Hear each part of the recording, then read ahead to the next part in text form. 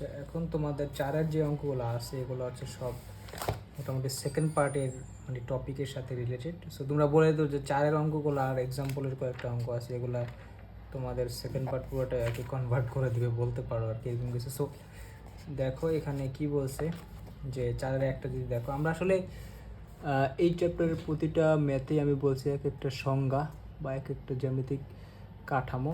যেমন দেখো এখানে আমি যদি বলি যে চার একেবারে বলছে যে 2,0 বিন্দু থেকে একটি সেটের বিন্দুসমূহের দূরত্ব, একটি সেটের বিন্দুসমূহ মানে পি বিন্দুর দূরত্ব আর কি, এক্স ইকুয়াল টু 0 রেখা হতে তাদের দূরত্বের 3 গুণ আর কি। মানে এইটা হতে পি এর যে দূরত্ব এক্স ইকুয়াল টু 0 রেখা 0 থেকে পি এর দূরত্বের 3 গুণ হবে আর কি। তাহলে সঞ্চার পথের সমীকরণ নির্ণয় করো আর কি। ঠিক আছে, তাহলে দেখো আমি এখানে যদি বলি এরকম কিছু, মানে একটা বিন্দু আর একটা রেখা দেওয়া আছে। সো এগুলো আসলে সেকেন্ড পার্টের সাথে টোটালি রিলেটেড। যেমন দেখো 4-1,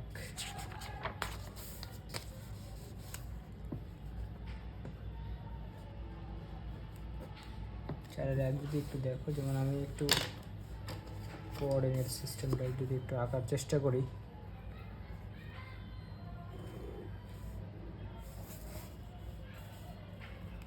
একটু ছোট করে আঁকি, সবগুলো আর কি অনেক বড় হয়। X X prime, Y Y prime, তো যাই হোক এটা হচ্ছে আমার মূল বিন্দু বা 0, 0 বিন্দু আর কি। ঠিক আছে, মানে সব আগের মতোই। সো ও আমাকে একটা বিন্দু আর একটা রেখা দিছে। দেখো এখানে 2,0 এবং দিছে এক্স ইকুয়াল টু 0 রেখা। দেখো এক্স ইকুয়াল টু 0 রেখা মানে কি, মানে কিন্তু আমার ওয়াই অক্ষের সমীকরণ। আমি আগেই বলছিলাম যে তোমার এক্স অক্ষের সমীকরণ হয় হচ্ছে তোমার ওয়াই ইকুয়াল টু 0, এটা জানি। আর এক্স অক্ষের সমান্তরাল হয় হচ্ছে ওয়াই ইকুয়াল টু ধ্রুবক, উপরে হলে প্লাস ধ্রুবক, নিচে হলে মাইনাস ধ্রুবক। ঠিক আছে, আর এক্স অক্ষটা ওয়াই ইকুয়াল টু 0। আবার সেমভাবে ওয়াই অক্ষের সমীকরণ হচ্ছে এক্স ইকুয়াল টু 0, যদি ওয়াই অক্ষের বামে হয় তাহলে হচ্ছে তোমার এক্স ইকুয়াল টু একটা প্লাস ধ্রুবক, বামে হলে এক্স ইকুয়াল টু একটা মাইনাস ধ্রুবক। ঠিক আছে, বামে হলে মাইনাস ধ্রুবক, ডানে হলে প্লাস ধ্রুবক আর কি, মানে ওয়াই অক্ষের। যেমন দেখো এখন যদি এরকম হয়, যেমন আমরা এক্স অক্ষ বলতে পারি, এটার সমীকরণ হচ্ছে তোমার ওয়াই অক্ষের সমীকরণ হচ্ছে এক্স ইকুয়াল টু 0। ঠিক আছে, সো এটাও আমরা জানি আর কি। সো এখন দেখো কারণ হচ্ছে আমার ওয়াই অক্ষে প্রতিটা ভুজের মান হচ্ছে, যে কোনো বিন্দুর ভুজের মান 0, তাই ওয়াই অক্ষের সমীকরণ হচ্ছে এটা। ঠিক আছে, এক্স ইকুয়াল টু 0। আর এক্স অক্ষ হচ্ছে যে কোনো বিন্দুর কোটির মান 0, তাই এক্স অক্ষের সমীকরণ হচ্ছে ওয়াই ইকুয়াল টু 0 আর কি। ঠিক আছে, সো এখন দেখো যে ও বলছে যে একটা সেটের বিন্দু সমূহের দূরত্ব, তার মানে একটা সেটের বিন্দু সমূহের দূরত্ব মানে পি বিন্দুর দূরত্ব আর কি। ঠিক আছে, বা চলমান বিন্দুর দূরত্ব, যেমন পি এক্স একটা যে কোনো বিন্দু। সো এখন দেখো আমার ওই যে বিন্দুটা দিচ্ছে ওটা দিচ্ছে হচ্ছে তোমার 2,0 আর কি। তাহলে ধরো এখানে হচ্ছে আমার ধরো এরকম একটা অবস্থা, এই আমি একটু বড় করে আঁকি। ধরো এটা হচ্ছে আমার 2,0 বিন্দু আর কি। ঠিক আছে, এটা এক্স অক্ষের উপরে অবশ্যই। সো এটা হচ্ছে আমার, ধরো আমি এটাকে বললাম ধরো এস বিন্দু আর কি। ঠিক আছে, এটা স্থির বিন্দু, এটাকে আমি বললাম 2,0। ঠিক আছে, সো এটা বুঝতে পারলাম। আর এক্স অক্ষের সমীকরণ ওয়াই ইকুয়াল টু 0 এটা আমরা জানি। ঠিক আছে, এখন ও বলছে যে পি বিন্দু থেকে যে ওয়াই অক্ষের যে দূরত্ব, মানে পি বিন্দু থেকে এক্স ইকুয়াল টু 0 রেখার দূরত্ব। ঠিক আছে, বলছে যে এক্স ইকুয়াল টু 0 ওখানে মানে হচ্ছে ওয়াই অক্ষের থেকে পি বিন্দুর দূরত্বের 3 গুণ হবে। মানে পি বিন্দু থেকে তোমার এক্স অক্ষের যে দূরত্ব, ওয়াই অক্ষের যে দূরত্ব, সেটার 3 গুণ হবে হচ্ছে তোমার এই বিন্দু হতে পি বিন্দু দূরত্ব, মানে এস বিন্দু হতে পি বিন্দু দূরত্ব। যেমন দেখো আমি যদি বলি, ধরো এটা হচ্ছে ধরো আমার পি বিন্দু আর কি। ঠিক আছে, এরকম একটা অবস্থা। দেখো আমি যদি একটু ধরো এরকম একটা অবস্থা, এইখানে ধরো বা আরেকটু কাছে নেই। ঠিক আছে, ধরো এটা আমার পি বিন্দু আর কি, এটা আমার চলন বিন্দু। সো আমাকে বলছে যে পি বিন্দু হতে মানে এক্স অক্ষের যে দূরত্ব সেটা হচ্ছে এইটা, দেখো ওয়াই অক্ষের যে দূরত্ব মানে x equal two zero, x equal two zero মানে হচ্ছে ওয়াই অক্ষ। সো এই যে দূরত্ব, এই দূরত্ব 3 গুণ হবে হচ্ছে তোমার মানে পি বিন্দু হতে এস এর দূরত্ব আর কি, ঠিক আছে।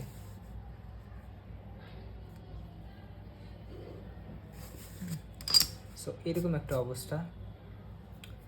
এখন দেখো মানে এই দূরত্ব 3 গুণ হচ্ছে এই দূরত্ব, হ্যাঁ। সো এইটা ধরো আমি একটা লম্ব টানে দিচ্ছি পি বিন্দু থেকে এখানে, এটা হচ্ছে পি এম, এটা লম্ব টানছি, আর এটা হচ্ছে আমার এসপি, ঠিক আছে। এটা চলমান বিন্দু এরকম বলছে। সো এরকম বলছে যে তাহলে আমার এই পি বিন্দু চলতে চলতে সেট গঠন করবো, ওই সেটটা আসলে মানে সঞ্চার পথটা বা সেটটা আসলে কিসের সমীকরণ হবে বা কি আর কি তৈরি করবে, ঠিক আছে। সো এখন দেখো আমরা কিন্তু জানি যে পি বিন্দু থেকে এক্স অক্ষের দূরত্বটা কী হয়, এটা কিন্তু ওই পি বিন্দুর ভুজের মান হয় আর কি, এটা কিন্তু আমরা আগে থেকে জানি, ঠিক আছে। পি বিন্দু থেকে ওয়াই অক্ষের দূরত্ব হয় হচ্ছে তোমার ভুজের মান, তো মানে পি এম দূরত্বটা হবে এরকম, মানে এইটা এক্স, ঠিক আছে। সো এটা হচ্ছে আমার ভুজের মান, মানে পি বিন্দু থেকে আমার ওয়াই অক্ষর দূরত্ব হয় ভুজের মান আর কি, ঠিক আছে। সো এখন দেখো যেহেতু বা এক্সের মান হয়, সো এক্সটা তো মাইনাস দূরত্ব হতে পারবে কখনো, মানে এক্সটা এই পাশে হলে তো তোমার মাইনাস আসবে আর কি, তাই না, ভুজের মানটা মাইনাস হবে। সো দূরত্ব তো কখনো মাইনাস হয় না, এই জন্য আমরা মডুলাস দিয়ে দিলাম আর কি, বা ভুজের মান হয় আর কি, ঠিক আছে। সো এখন দেখো ও আমাকে বলছে যে এই এসপিটা হচ্ছে আমার পিএম এর 3 গুণ, ঠিক আছে। মানে পি বিন্দু এমনভাবে চলবে যাতে সবসময় এসপিটা পিএম এর 3 গুণে থাকে আর কি, বুঝতে পারছো তোমরা। পি বিন্দু এমনভাবে চলবে যাতে সবসময় এসপিটা পিএম এর 3 গুণ হয় আর কি, ঠিক আছে। সো এই হচ্ছে আমার অবস্থা। যেমন দেখে ধরো পি বিন্দুটা চলতে চলতে তোমার এইখানে চলে আসলো, পি বিন্দু চলমান বিন্দু। সো ও চলতে চলতে আর কি ধরো এখানে চলে আসছে, ধরো এইখানে আসছে, এখানে আসছে, আচ্ছা এখানে যদি আসে ধরো এটা আমার এ বিন্দু, এটাও একটা চলমান বিন্দুই, মানে ওই পি বিন্দুটাই, মানে কীভাবে আসছে এটা পরে দেখাই। তাহলে এই যে দূরত্ব মানে ওয়াই অক্ষর দূরত্ব দেখো ও এ, এটা হচ্ছে আমার পি বিন্দু থেকে এক্স থেকে 0 রেখার দূরত্ব। এটা যদি 1 হয় তাহলে এটা হবে 3 আর কি, যেমন 1 2 3। দেখো এই দূরত্ব থেকে এটাও আমার কিন্তু পি বিন্দু, বা এটাও পি বিন্দু, এটাও পি বিন্দু, ঠিক আছে। এটাও পি বিন্দু, পি বিন্দু থেকে এই দূরত্বটা, এই দূরত্ব থেকে এই দূরত্বটা কিন্তু 3 গুণ, মানে পি বিন্দু থেকে ওয়াই অক্ষের যে দূরত্ব সেই দূরত্বটা হবে হচ্ছে, সেই দূরত্ব থেকে আমার এই এস দূরত্ব হবে কি, এস দূরত্ব থেকে পি বিন্দু দূরত্ব হবে 3 গুণ, ঠিক আছে। সো দেখো তাহলে পি বিন্দুটা কেমনভাবে চলতেছে, মানে এরকম একটা অবস্থা। আচ্ছা আমি একটু পরে দেখাই আর কি। সো ও এটা থেকে তোমার স্পিড হবে কত তোমার, বা বলতে পারো তুমি, এটা বুঝতে পারছো। তাহলে পি বিন্দু এমনভাবে চলবে যাতে সর্বদা ওয়াই অক্ষ থেকে যে পি বিন্দুর দূরত্ব এটা থেকে আমার কি এই বিন্দু থেকে পি বিন্দুর দূরত্বে, মানে ওয়াই অক্ষ থেকে যে দূরত্ব সেটার 3 গুণ হবে হচ্ছে তোমার পি বিন্দু থেকে এই এস এর দূরত্ব আর কি, ঠিক আছে।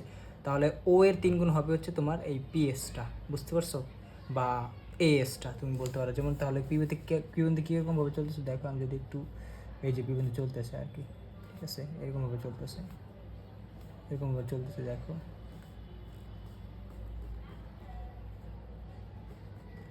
মানে এরকমভাবে চলতেছে। দেখো একটা জ্যামিতিক কাঠামো গঠন হয়ে গেল, দেখা যাচ্ছে কি না আমি জানি না। পি বিন্দু এরকমভাবে চলতেছে আর কি, ঠিক আছে। যেমন এই বিন্দুতে আর দেখো এই প্রতিটা বিন্দুতেই মানে ওয়াই অক্ষ থেকে পি বিন্দু যে দূরত্ব হবে সেটা 3 গুণ হবে এই স্থির বিন্দু এস হতে পি বিন্দুর দূরত্ব আর কি, ঠিক আছে। সো এইটা আসলে আর কি অধিবৃত্ত। সো আমি তোমাদের একটু পরে বলছি আর কি আর কীভাবে হলো। যেমন দেখো মানে এই বিন্দুটা আসলে পি বিন্দুই, আমরা এটা বুঝতে পারলাম আর কি, ঠিক আছে। সো পি বিন্দুটা এরকম একটা পথে চলতেছে আর কি, ঠিক আছে, যাতে তোমরা বলতে পারো যে পি বিন্দু এমনভাবে চলতেছে, মানে শর্তটা কি, পি বিন্দু তো চলবেই, এখন শর্ত হচ্ছে তোমার সে যাতে সব সময় মানে এই 2,0 বিন্দু হতে যাতে পি বিন্দুর যে দূরত্ব সেটা হবে হচ্ছে তোমার ওয়াই অক্ষ থেকে পি বিন্দু দূরত্ব 3 গুণ, মানে ওয়াই অক্ষ থেকে পি বিন্দু দূরত্ব 3 গুণ, মানে এখানে আসলেও এই যে দূরত্বটা হবে এই দূরত্বটা হবে এই দূরত্বের 3 গুণ আর কি। এখানে আসলো কি এই যে দূরত্বটা হবে এই দূরত্বের 3 গুণ আর কি, ঠিক আছে। সো এটা তোমরা বুঝতে পারছো, মানে এই দূরত্বটা এটা 3 গুণ হবে হচ্ছে এই দূরত্বটা টোটালটা আর কি, এইটা আর কি, আশা করি বুঝতে পারছো এখানে। সো এইটা হচ্ছে আমার শর্ত, মানে এসপিটা হচ্ছে আমার বা এই এসপিটা হচ্ছে আমার পিএম এর 3 গুণ, ঠিক আছে, এসপিটা হচ্ছে পিএম এর 3 গুণ, ঠিক আছে। সো মানে এরকম একটা অবস্থা। তোমরা আমি যদি এরকম বলে দিই যে এসপি ইকুয়াল টু তোমরা বলতে পারো 3 পিএম, এটা দিচ্ছে আমার শর্ত। এসপি ইকুয়াল টু হচ্ছে 3 PM, ঠিক আছে। এই শর্তে যদি চলে তাহলেই ও এরকম একটা জ্যামিতিক কাঠামো গ্রহণ করতে পারে। এখন আমার কথা হচ্ছে তোমরা শর্তটা অবশ্যই মনে রাখবা আর কি। আমরা তো সমীকরণ বের করে বলবোই যে আসলে এটা সঞ্চারপথটা কী ছিল, পরাবৃত্ত, উপবৃত্ত বা অধিবৃত্ত ছিল, কী ছিল এটা বুঝতে পারবো, ঠিক আছে। কিন্তু শর্ত দেখে আমার বোঝা উচিত যে যদি এরকম হয় যে এসপিটা হচ্ছে পিএম এর 3 গুণ হয়, তাহলে সেখানে আর কি কী গঠন হয়, সেটা কি একটা অধিবৃত্ত হবে নাকি কী হবে আর কি, ঠিক আছে। সো এই হচ্ছে তোমাদের অবস্থা। এখন দেখো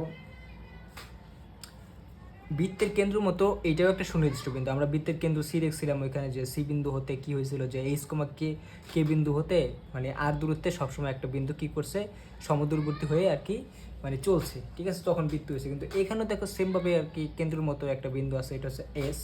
সো এই যে যেটা আছে না, এই বিন্দুটার নাম ওকে বলে, ওরা বলে হচ্ছে উপকেন্দ্র, উপকেন্দ্র বলে, উপকেন্দ্র বলে এটাকে আর কি, ঠিক আছে, বা এটাকে বলা হয় ফোকাস বা নাভি আর কি। তোমাদের আমি সেকেন্ড পার্টে খুব ভালো করে এটা পড়াবো, সমস্যা নাই। ফোকাস বা এটাকে বলা হয় নাভি, ঠিক আছে। বিভিন্ন স্যার বিভিন্নভাবে লেখে। দেখো এটাকে আমরা এই যে স্থির বিন্দুটা আছে এটাকে বলা হয় ফোকাস, ঠিক আছে। আর এই যে যে নির্দিষ্ট সরলরেখাটা আছে, দেখো এখানে নির্দিষ্ট সরলরেখা ওরা বলছে ওয়াই অক্ষ, মাঝে মধ্যে এটা অন্য অক্ষ হবে, এরকমভাবে থাকতে পারে বা এরকমভাবে থাকতে পারে, ইট ডাজেন্ট ম্যাটার, ঠিক আছে। সো এই যে যে নির্দিষ্ট ও এখানে বলে দিচ্ছে এটা হচ্ছে ওয়াই অক্ষ, কারণ এক্স ইকুয়াল টু 0 সমীকরণ, বা মাঝে মধ্যে অন্য একটা রেখার সমীকরণ দিবে আর কি, ঠিক আছে। হয়তো ওটা এক্স অক্ষের সমান্তরাল হবে বা ওয়াই অক্ষের সমান্তরাল হবে, ওটা কোনো প্রবলেম না। তবে মেন কথা এই যে নির্দিষ্ট একটা সরলরেখা দিল, বা এখানে ওয়াই অক্ষটা দিছে, বা একটা সরলরেখার সমীকরণ দিছে, এই এক্স ইকুয়াল টু 0, এই নির্দিষ্ট সরলরেখার নাম হচ্ছে তোমার, রেখার নাম হচ্ছে দ্বিকাক্ষ রেখা আর কি, ঠিক আছে। এটাকে বলে দ্বিকাক্ষ রেখা। এখানে দ্বিকাক্ষ রেখা, এখানে ওয়াই অক্ষটা দ্বিকাক্ষ রেখা হয়েছে। অনেক সময় তোমার দ্বিকাক্ষ রেখা ওয়াই অক্ষ হবে না, হয়তো ওয়াই অক্ষের সমান্তরাল হবে বা তোমার মানে অন্য কোনো রেখা হবে। তবে এখানে অবশ্যই মানে যেহেতু এখানে বলছে যে নির্দিষ্ট রেখা, এখানে এই জন্য আমরা বলতেছি এটা হচ্ছে আমার দ্বিকাক্ষ রেখা, ঠিক আছে। তার মানে এই স্থির বিন্দুটা হচ্ছে আমার কি উপকেন্দ্র, আর যে যে একটা নির্দিষ্ট রেখার কথাও বলছে বা সমীকরণ নির্দিষ্ট, ওটা হচ্ছে আমার দ্বিকাক্ষ রেখা, ঠিক আছে। সো এই হচ্ছে আমার মানে ব্যাপার।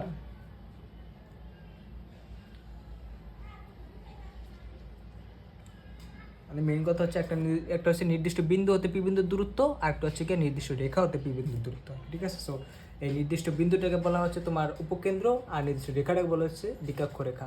এখন তোমাকে কিছু জিনিস বা এটাকে আরও কিছু জিনিস বলে, দ্বিকাক্ষ রেখা বলতে পারো বা তোমরা নিয়ামক রেখা বলতে পারো, নিয়ামক রেখাও বলে এটাকে। আমি আসলে একটু স্কিপ করে যেতেছি কারণ এটি আমি সেকেন্ড পার্টে পড়াবো, তাও কিছু জিনিস না বললেই হয়। এখন দেখো নিয়ামক রেখার দ্বিকাক্ষ রেখা, এখন এখানে কিছু জিনিস আছে আসলে। এই দ্বিকাক্ষ রেখা আর এই মানে উপকেন্দ্র, এটার সাথে একটা বিশাল সম্পর্ক আছে। এই দুইটা সম্পর্ক বা অনুপাতটা মিলে আসলে আমার মানে উপকেন্দ্র বা কি বলে পরাবৃত্ত, উপবৃত্ত, অধিবৃত্ত এগুলো গঠন হয়। যেমন আমি যদি একটু তোমাদের সংক্ষেপে লেখা দিই, যখন এরকম হবে যেমন কীভাবে লিখি, যেমন এটা দিয়ে ধরো, এটা না অন্য একটা নেই, আচ্ছা এটা নেই, যেমন ধরো যখন এই এই এই দূরত্ব আর এই দূরত্ব সমান হবে, মানে উপকেন্দ্র হতে পি বিন্দুর দূরত্ব আর হচ্ছে তোমার নিয়ামক রেখা থেকে বা দ্বিকাক্ষ রেখা থেকে পি বিন্দুর দূরত্বটা যখন সমান হয়, মানে এসপি ইকুয়াল টু পিএম হয়, তখন যেই কাঠামোটা গঠন করে মানে এসপি ইকুয়াল টু পিএম, মানে এই দূরত্ব এখানে কিন্তু সমান না, এখানে কিন্তু এসপিটা বড়, পিএমটা ছোট। যখন আমার এই দুটো সমান হবে দূরত্ব, তখন যেই কাঠামোটা গঠন করবে সেটাকে বলা হচ্ছে তোমার পরাবৃত্ত বা প্যারাবোলা, পরাবৃত্ত বা প্যারাবোলা। আমি জাস্ট একটু আইডিয়া দিতেছি কারণ সেকেন্ড পার্টে এগুলো আছে। সো এটা হচ্ছে তোমার মানে এরকম একটা অবস্থা। ধরো এটা যদি হয় আমার হচ্ছে অক্ষটা, তাহলে বিষয়টা হচ্ছে তোমার পরাবৃত্তটা দেখতে হয় এরকম এরকম আর কি, ঠিক আছে, এরকম। সো এটা হচ্ছে আমার, সো এখানে মানে ই বলে একটা তোমার জিনিস, ই বেসিক, ই কিছু না, ই হচ্ছে তোমার এই দূরত্ব আর এই দূরত্বের অনুপাত আর কি, যেটাকে বলা হয় উৎকেন্দ্রিকতা আর কি, ঠিক আছে। ইটা হবে হচ্ছে আমার, তোমরা বলতে পারো যে এসপি ডিভাইডেড বাই পিএম। এখন দেখো এসপিটা আর পিএমটা যেহেতু এখানে সমান বলছি আমি, তাহলে কি এটা ওয়ান ওয়াটা ওয়ান, তাহলে দুটো কাটাকাটি চলে গেলে ওয়ান থাকে, তার মানে এখানে ই এর মান ওয়ান। ঠিক আছে, আর এটাকে বলা হয় উৎকেন্দ্রিকতা আর কি, উৎকেন্দ্রিকতা। এইটার উপর নির্ভর করে আমরা বুঝতে পারি যে আসলে এখানে কি হবে, পরাবৃত্ত হবে নাকি উপবৃত্ত হবে নাকি অধিবৃত্ত হবে আর কি। ঠিক আছে, সো এটা বুঝতে পারি এসপি আর পিএমটা এখানে সমান, এর জন্য এটা হচ্ছে তোমার প্যারাবোলা। ঠিক আছে, সো এটা বুঝতে পারলা। মানে হচ্ছে তোমার উপকেন্দ্র হতে পি বিন্দুর দূরত্ব তোমার, আর হচ্ছে এই দ্বিকাক্ষরেখা হতে পি বিন্দুর দূরত্বটা সমান আর কি। তো এখানে আর কিছু জিনিস আছে, যেমন দেখো এখানে আমরা এই যে বললাম যে উপকেন্দ্র হতে যে পি বিন্দুর দূরত্ব, যাকে বলা হয় হচ্ছে তোমার উপকেন্দ্রিক দূরত্ব আর কি। মানে এই যে উপকেন্দ্র হতে যে পি বিন্দুর দূরত্ব, এটা এসপিটা, এটাকে বলা হয় উপকেন্দ্রিক দূরত্ব আর কি, উপকেন্দ্রিক দূরত্ব। মানে এগুলা নিয়ে এখানে কথা বলা উচিত হয় নাই, কিন্তু ওরা যেহেতু দিয়ে দিছে কিছু করার নেই। তাহলে এটাকে বলা হয় উপকেন্দ্রিক, মানে ওই পি বিন্দু হতে আমার উপকেন্দ্রের যে দূরত্ব, এটাকে বলা হয় উপকেন্দ্রিক দূরত্ব আর কি। ঠিক আছে, আর পি বিন্দু হতে যে নির্দিষ্ট যে রেখাটা বলছে দ্বিকাক্ষরেখা বা নিয়মিক রেখা, এটাকে বলা হয় দ্বিকাক্ষরেখার দূরত্ব আর কি। ঠিক আছে, মানে এই দূরত্বকে বলা হয় দ্বিকাক্ষরেখার দূরত্ব, রেখার দূরত্ব, এটাকে বলা হয় দ্বিকাক্ষরেখার দূরত্ব। এটা হচ্ছে উপকেন্দ্রিক দূরত্ব, এটা হচ্ছে দ্বিকাক্ষরেখার দূরত্ব। এখন আমরা উৎকেন্দ্রিকতা মেজার করি হচ্ছে উপকেন্দ্রিক দূরত্ব আর হচ্ছে দ্বিকাক্ষরেখার দূরত্বের অনুপাত দিয়ে আর কি। ঠিক আছে, সো এখন দেখো তার মানে এই দুইটা যদি সমান হয়, মানে উপকেন্দ্রিক দূরত্ব আর দ্বিকাক্ষরেখার দূরত্ব সমান হলে সেখানে হয় পরাবৃত্ত বা প্যারাবোলা। আর যদি এরকম হয়, দেখো যে আমার এসপিটা বড় হয় আর কি, ধরো এরকম হয় এসপিটা হচ্ছে আমার পিএম থেকে বড়, দেখো এখানে এই ঘটনা ঘটছে, দেখো এখানে হচ্ছে এসপিটা পিএম এর 3 গুণ, এই এসপিটা পিএম এর 3 গুণ। ঠিক আছে, এসপিটা আমার কি পিএম এর 3 গুণ। ঠিক আছে, সো যদি 3 গুণ হয় তাহলে সেখানে গঠন করা হয়েছে তোমার অধিবৃত্ত। ঠিক আছে, যেমন এই ঘটনা এখানে অধিবৃত্ত হয়েছে, এটা একটা অধিবৃত্ত, অধিবৃত্ত, অধিবৃত্ত বা যেগুলো হাইপারবোলা। ঠিক আছে,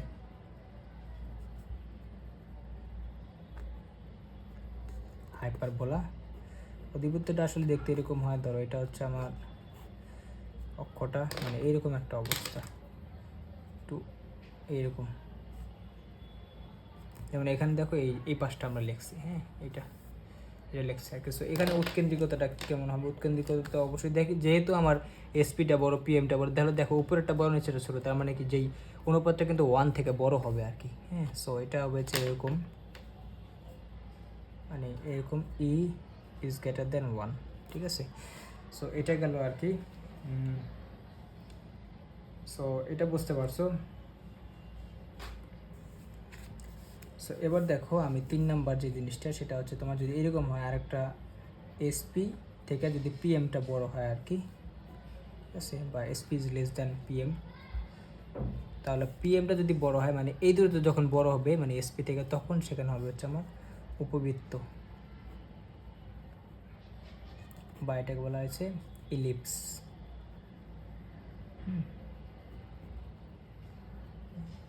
ইলিপস বলা হয় আর কি, ইলিপস। সো এটা আসলে এরকম, মানে একটু চমচমের মতো এইরকম আর কি। ঠিক আছে, এখানে যেহেতু দেখো এসপিটা ছোট, পিএমটা বড়, তার মানে বড়টা হচ্ছে নিচে, ছোটটা হচ্ছে উপরে, তার মানে এখানে একটা 1 থেকে ছোট একটা অনুপাত পাওয়া যাবে। তাহলে এখানে তুমি বলতে পারো ইটা হচ্ছে ই থেকে আমার 1 বড় হবে আর কি, বা ই এর মানটা 1 থেকে ছোট হবে আর কি। ঠিক আছে, সো এই হচ্ছে অবস্থা।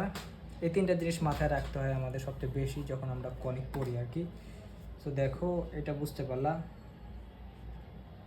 সো এইভাবে হচ্ছে আমরা বলতে পারো যে মানে সঞ্চার পথ দিয়ে জ্যামিতির সংজ্ঞাগুলো দিতে পারি আর কি। ঠিক আছে, সো আমরা হচ্ছে মানে দুইভাবে সব কিছু বোঝার চেষ্টা করতেছি, মানে কি কি হবে, একটা হচ্ছে সমীকরণ দেখে, আর 2 নাম্বার হচ্ছে তোমাদের ওই শর্তগুলা দেখে বা প্রশ্ন দেখে আর কি। ঠিক আছে, সো এই হচ্ছে অবস্থা। এখন উপবৃত্ত বুঝতে পারলাম। এখন মানে অধিবৃত্ত, মানে তোমাদের অধিবৃত্ত যেটা ছিল এটা অনেকটা দেখতে উপবৃত্তের মতোই আর কি। ঠিক আছে, কিন্তু অধিবৃত্তের দুই পাশে এরকম দুইটা থাকে। ঠিক আছে, সো এই হচ্ছে তোমাদের অবস্থা। এখন দেখো এটা একটু চমচমের মতো দেখতে আর কি। ঠিক আছে, দেখাবো না। সো দেখো, এখন কথা হচ্ছে যে তোমার এই তিনটা চিত্র যদি আমি একটু গোড়া থেকে দেখাই তোমাদের, তাহলে তুমি আইডেন্টিফাই করতে পারবে না, মানে কষ্ট হয় অনেক। সো সেটা বোঝার ক্ষেত্রে মানে বিষয়টা এরকম, ধরো এটা হচ্ছে তোমার অক্ষ, হ্যাঁ। সো আমি এই তিনটা চিত্র একসাথে আঁকবো। সো এটা সেটা কীভাবে হবে, যেমন উপবৃত্তির ক্ষেত্রে দেখো চঞ্চলের মতো, সো এটা একটু ছোট হার মতো হয় আর কি, মানে এইরকম আর কি। এটা হচ্ছে উপবৃত্ত আমার, ঠিক আছে।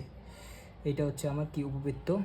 আর পরাবৃত্ত হচ্ছে একটু মাঝারি টাইপের হার, মিডিয়াম হা, সেটা হচ্ছে পরাবৃত্ত। যেমন এরকম দেখো, এইটা এরকম হয়েছে পরাবৃত্ত, মানে একটু বড় হা আর কি। আর একদম বড় হা হয়েছে অধিবৃত্ত, সেটা ধরো এইটা,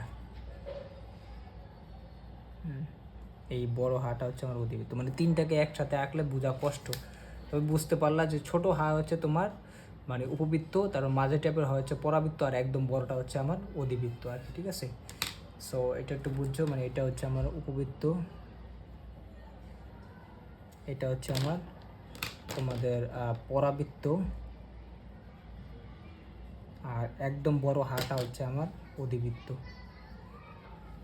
ঠিক আছে। সো আমাদের এখানে অধিবৃত্ত মানে অনেক বড় হাটা হচ্ছে, ঠিক আছে।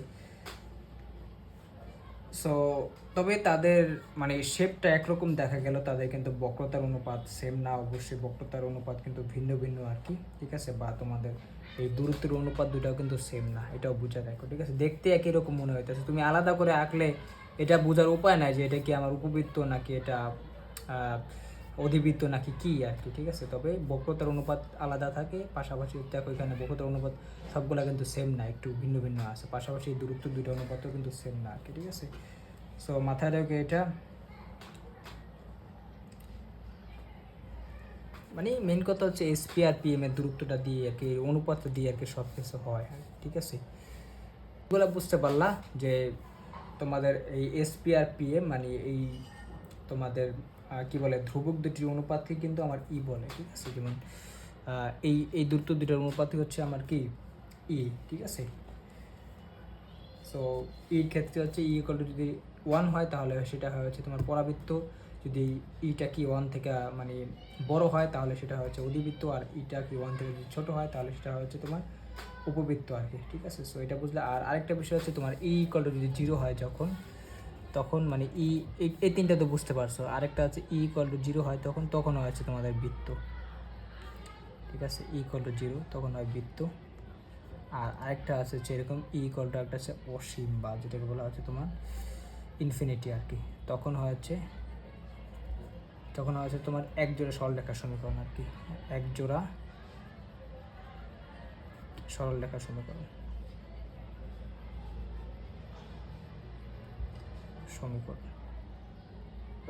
ঠিক আছে।